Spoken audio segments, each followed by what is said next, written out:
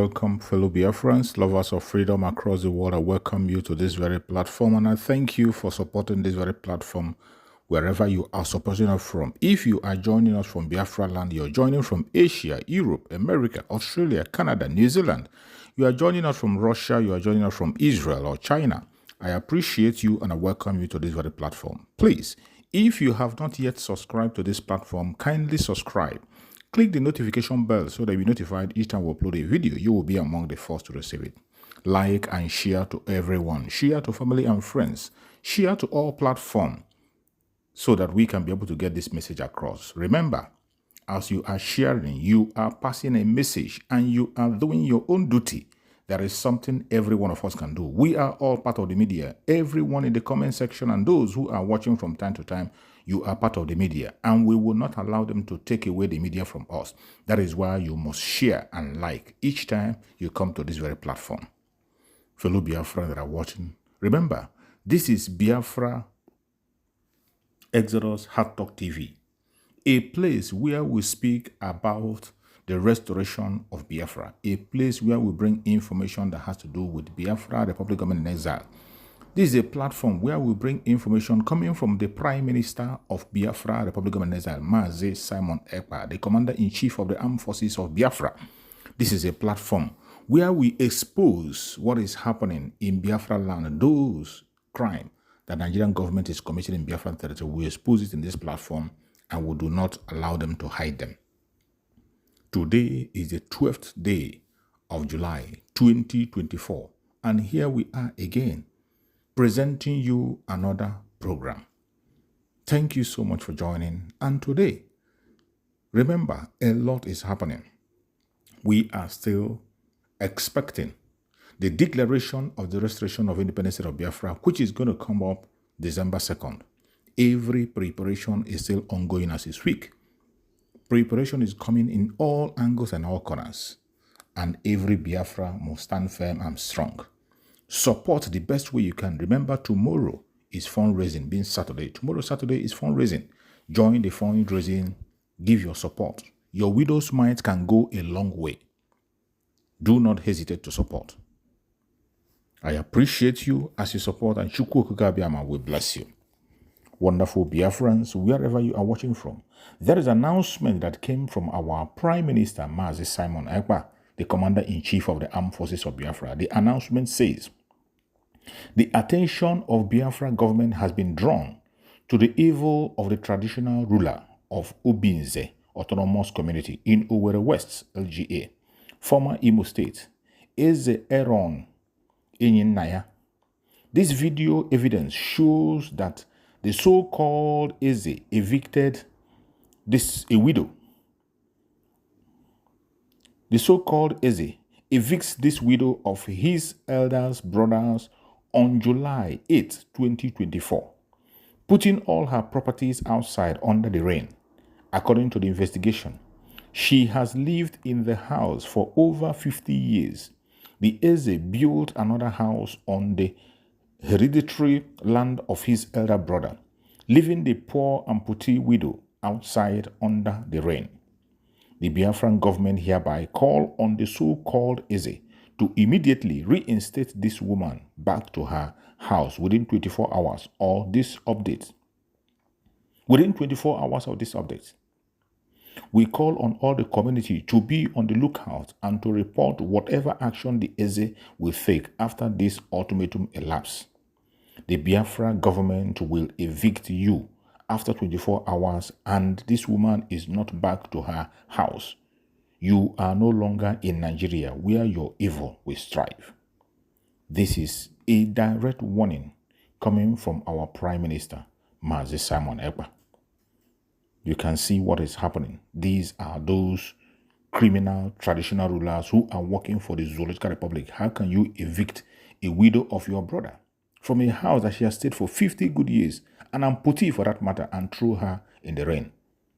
This is the wicked heart of these evil people who call themselves Edda. These are the people who expect us to respect them. How can you respect an idiot like this?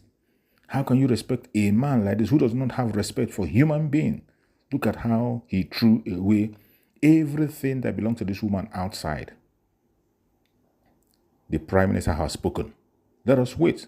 After 24 hours, and if he does not reinstate this woman in her house, he himself will be evicted. Just as our Prime Minister have said, this is no longer Nigeria where your evil will thrive. We are in Biafra, and Biafra government is going to take charge. Fellow Biafrans, every one of us must continue to pay attention to what is happening. We must continue to pay attention to what is happening and continue to follow. Support the Biafran government the best way you can. We must support Biafran government. Do not allow the propaganda of the enemy, do not allow the blackmail of the enemy to take hold of you. We are making progress, huge progress. As we speak, there is another breaking news that was released by the Prime Minister on his platform. He said, international survey report on Biafra out, and Biafra out ORB international news. Keep an eye on the Biafra self-referendum, ethnic cleansing, marginalization, etc. Possible reason why Biafra will exit Nigeria. Nigeria national government unable to curb increasing violence, ORB international. The world is paying attention to what is happening. The world is paying close attention, and I bet you before you know it, we are going to walk away from this very zoological republic. They cannot escape what is coming. The restoration of Biafra they can't escape it. No matter how they try, they will never, and they can never, ever escape what is coming. The restoration of Biafra is something that is going to happen very soon. And there is no way you can run away from it. The earlier you prepare yourself and embrace the reality of Biafra today, the better. Fellow Biafrans, I want to share with you another video. On this video I'm about to show you, I want you to pay attention very closely to this video I'm about to share, because you are going to learn a lot from it. The zoological republic called Nigeria, and people in it, they are using the Biafrans to play gamble. They are using us to play gamble. We are only good to be used and thrown away, used and dumped. Whenever they feel comfortable to use us, they use us. And this has to do with the protest they are planning today with Omoyele Sowore. I want you to listen to this very news, and then we'll come back. Soon, there have been outcries to the president from every non-governmental organization, Southeasterners, to call for the release of Nnamdi Kanu. But beyond that, though, as that is considered as one of the factors, Omoyele Sowore is actually activating a protest, which is to start off August 5. Now, here is it. This is what he tweeted. He says, the hashtag Revolution Now movement remains undaunted. We started on August 5, 2019. Return to the barricades now. The time is now. August 5, 2024.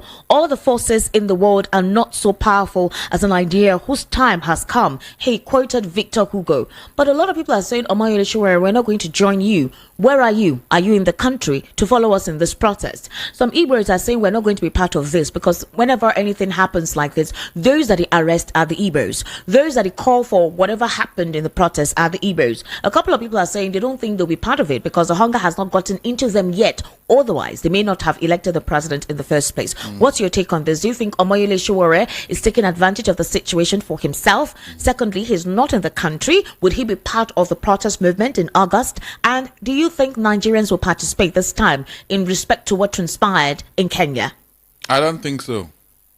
That Omoyele Sowore is calling for whatever he's calling does not mean that we should follow him willy-nilly. If he wants to do, why don't he come here? He should come here and then be at the forefront. Just like some people said, do you mean this thing he's trying to do now, won't it truncate the release of Nnamdi Kanu? Well, he's saying that is it also in respect for that, the release of Nnamdi Kanu, the agitation for the alleviation of poverty, the hunger in the land, the stringent economic policies, also what you call the NLC asking for an increase in their salaries. All of these recommendations are what the protest is all about. But a couple of people feel that it is politically motivated. Of course. Let us separate the wheat from the chaff. If they are talking of economic hardship and all that, how does that concern Nnamdi Kanu's release? Let them specify what they want. Let them release Nnamdi Kanu first, because if the protests go on, I don't see how the federal government will release Nnamdi Kanu in the midst of the protests or whatever will come out of it. So let them not jeopardize the effort being made so far to release Nnamdi Kanu. They should not include his name there.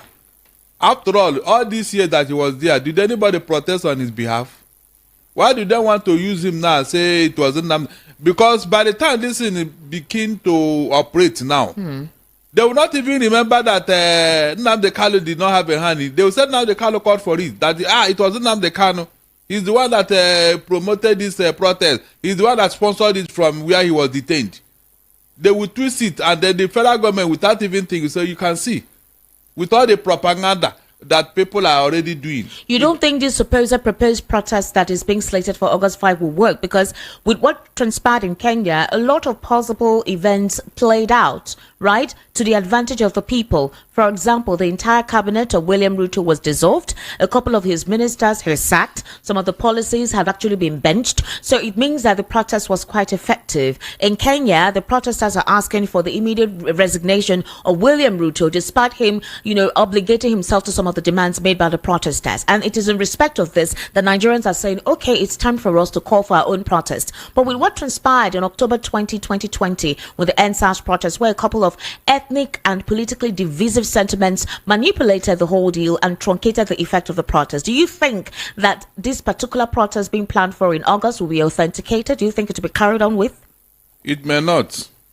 Because of the way Nigeria is divided along ethnic and religious line. But the hunger in the land now is affecting everybody, and everyone is complaining regardless of whatever political party they support. Everybody is now crying on the same note. You don't think at all that this collective measure may be applied and the protest will take place? No, we have not suffered enough.